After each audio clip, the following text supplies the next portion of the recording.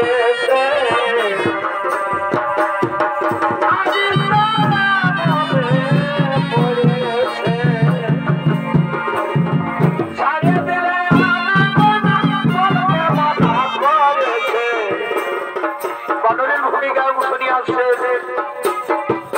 दिलीप कालिंदी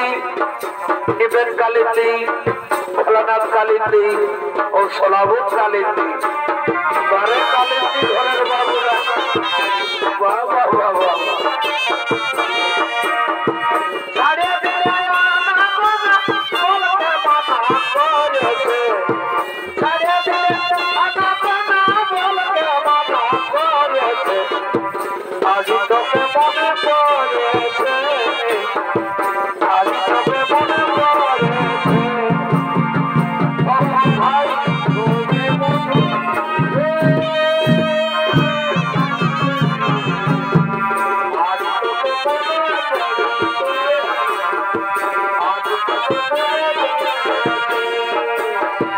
आगे कत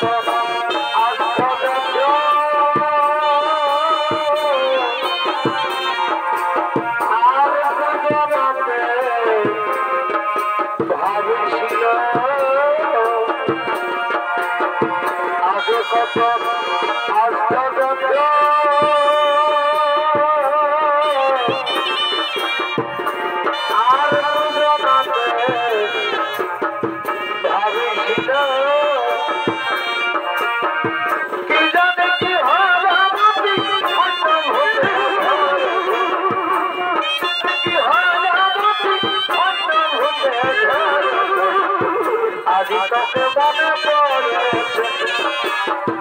आज तक मन